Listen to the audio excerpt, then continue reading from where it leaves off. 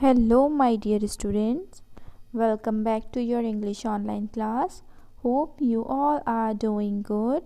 So, today we will study our next chapter, that is chapter number 9, Puru the Brave. So, students, our today's chapter is a kind of historical incident which reflects light on the life of an ancient Indian king Porus, and he was also known as Puru.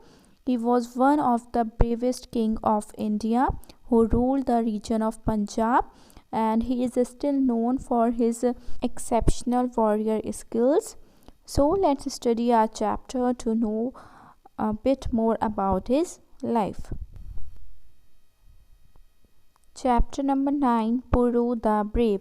So students, as usual, an activity is given at the start of this chapter also, and in this activity a passage is given, and after that few questions are given. What you have to do is, first of all, go through the passage, read the passage carefully, comprehend its meaning, and then you have to answer the given questions which are given below after the passage. Let me tell you briefly what's given in this passage.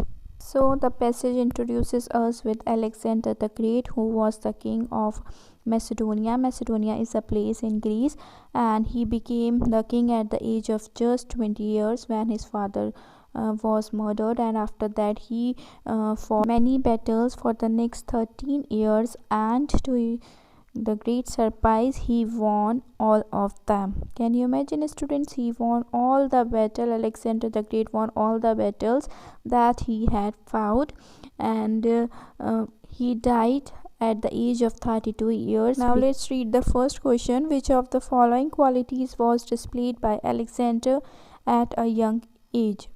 Intelligence, bravery, humor, and kindness. So its answer will be bravery. Second one. And second question, what was unique about the battles fought by Alexander? He won most of the battles. He lost most of the battles. He never lost a battle. He never won a battle. So its answer will be he never lost a battle. Now let's quickly start a chapter. Alexander defeats Puru in the Battle of Jhelum. Why does he want to make friends with Puru? So students, these lines shows us that a war had been fought between Alexander and Puru, which was the Battle of Jhelum, and Alexander has won the battle as usual, and now he wants to make friends with Puru. So today's chapter is in the form of a play. Let me introduce you with characters first. First character is Alexander the Great, who was the king of Macedonia, who conquered Greece and Persia. Second is Puru, a king of northern India. And then other characters are 4 Greek generals and 6 soldiers. Now let me tell you the location where all these incidents took place. It took place in the camp of Alexander on the banks of Jhelum. Banks means land at the side of a river. Jhelum is a river, and a camp of Alexander the Great is there at the side of the river. And inside a tent, Alexander is sitting on a high chair, and his 4 generals are sitting on low chairs. 2 Greek soldiers are standing at the door. Alexander is having a talk with his generals. Generals means, students, army officer of high rank. Now let's read further to know what Alexander is talking with his generals. Alexander, the Battle of Jhelum will go down in the history of our country. First General, it will go down in the history of India too. Second General, it will go down in the history of the world. Third General, I have never fought such a battle before. Fourth General, I haven't either. Until the last moment I couldn't believe that we would be able to defeat the army of Porus. So students, as I told you earlier, that a battle had been fought between Alexander the Great and King Porus, the Battle of Jhelum. So they are talking about the same battle. Alexander is saying that this battle of Jhelum will go down here means be remembered or recorded. So Alexander the Great is saying to his generals that this battle is going to be recorded in the history of our country. Of their country means they were from Greece. So Alexander is saying that this battle of Jhelum will be recorded in the history of Greece. Then one of his generals says that it will be recorded in the history of India too. Second general then says that it will be recorded in the history of the world. Then third general says that I have never fought such a battle before. And then comes the turn of fourth general who says that I have also never fought such a battle. And he also said that until the last moment I couldn't believe that we will defeat means win against the army of Porus. Now let's read the next lines. Alexander: yes, it has been a great battle, perhaps the greatest of my life. I must say every Indian soldier fought like a tiger.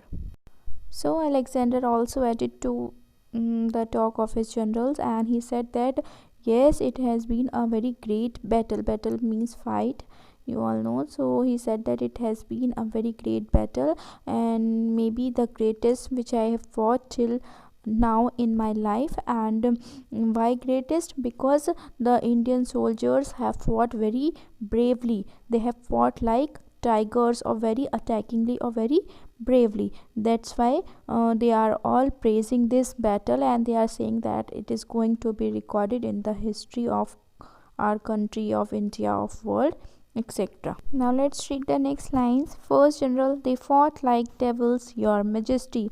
Then first general says that the Indian soldiers have fought like devils. Devils means most powerful evil spirit. They have fought like the most powerful evil spirits, your majesty. Majesty, students, is a word which is used to refer kings or people of supreme authority as a symbol of respect.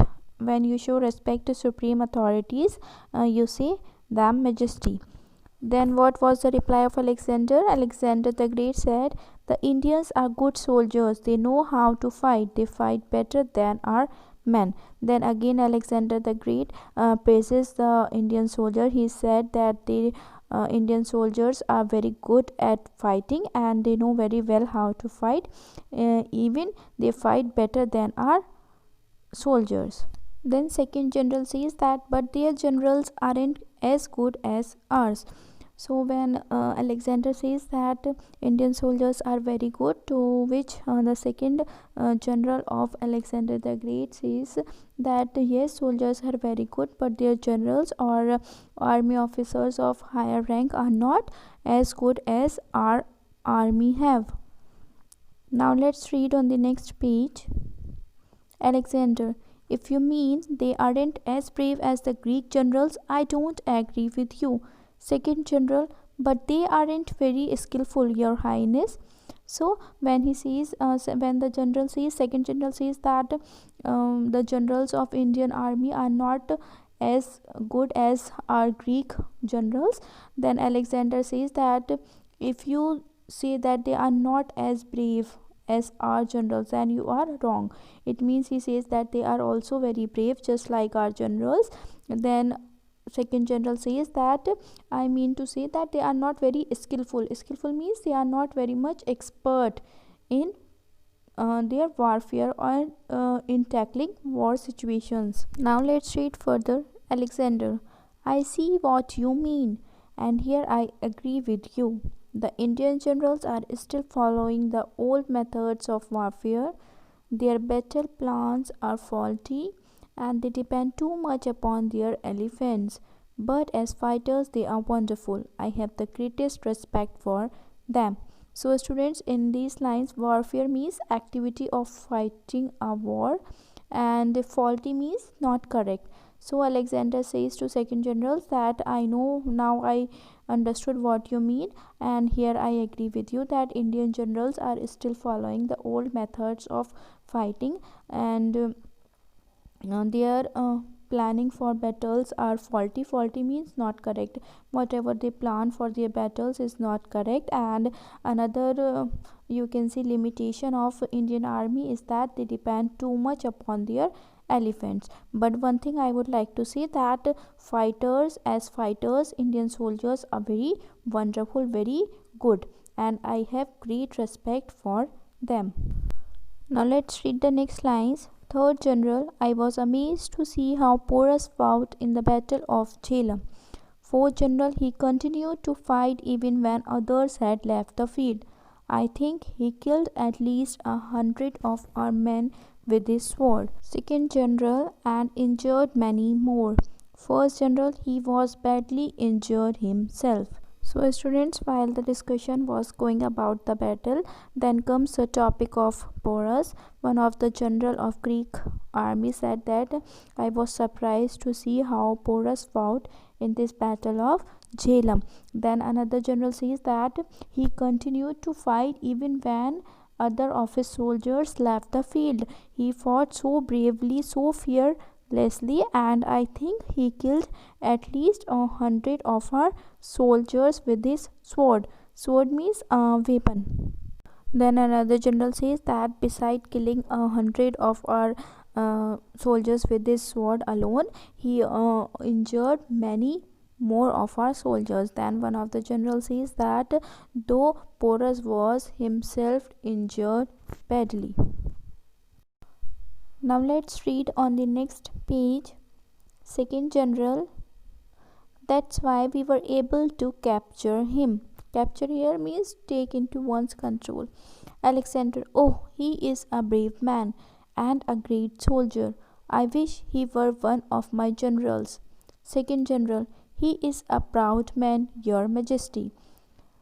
Proud means having proper self-respect. So while the conversation was going on, as one of the generals says that he killed so many of our soldiers and injured many others, then one of the generals says that he was himself injured badly. Then another general says that this is the reason why we were able to capture him. Capture means to take him into our possession or into our control. Then Alexander says that oh, he is such a brave man, he is such a fearless man and a very great soldier, and I wish he were one of my generals. I wish he would be in my Greek army.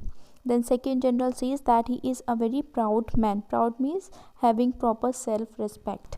Now let's read the next lines.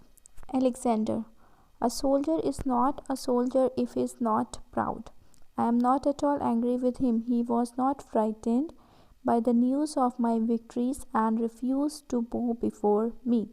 So students, let's see the difficult words in this para first. Frightened means feeling fear.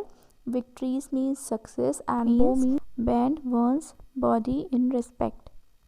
So students, here also Alexander is again appreciating Porus. He is saying that I am not at all angry with him. Indeed, I am impressed with his behavior. He was not at all frightened. He didn't fear when he come to know that they have lost the battles or we have won the battle, and instead he was confident, and he also refused to bow or to bend before me.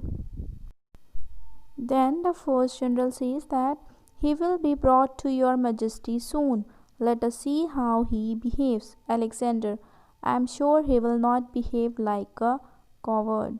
Coward means a person who lacks courage or who fears very much. So while Alexander was appreciating Porus or Puru, one of the general who was sitting there said to him that he will be soon brought to you. He will be presented before you soon, and then we will see how he will behave. To which Alexander replies that I am sure he will not behave like a coward, or he will not behave like a loser. Now let's read the next lines. A soldier enters and bows to Alexander. While all this conversation was going on, a soldier enters into the camp of Alexander and bow before him, and also told to Alexander that Sir, Porus has been brought to the camp. Then Alexander says, has he been put in chains? Soldier, yes, your majesty. Alexander, go and remove the chains and bring him in. I don't want to see a brave man in chains. The soldier bows and goes out. So students, when soldier informs Alexander the Great that Porus has been brought into his camp, he is standing outside the camp. Then Alexander asks him that, have you tied Porus in chains? To which the soldier replies, yes, your majesty, your highness, we have tied him with chains. To which Alexander ordered the soldier that go and remove all the chains from Porus, because he is a very brave man and I am very much impressed with him, and I don't want to see such a brave man tied up in chains. So the soldier again bends in respect in front of Alexander the Great, and he goes out of the camp. Now let's read the next lines. Alexander, they should not have put him in chains. He is a king besides being a great soldier. Then Alexander, when the soldier left, then Alexander said to the generals who were sitting there that soldiers have done wrong with Porus by keeping him in chains, because he is also a king beside being a brave soldier. Now let's read the next lines. Puru enters with 4 Greek soldiers following him. Alexander and the generals stand up to greet him. Puru joins the palms of his hands and raises them to his forehead to return the greeting. Alexander to the soldiers, you may go. The soldiers bow and go out. Alexander to Puru, well, how are you, Porus? Puru, my name is Puru.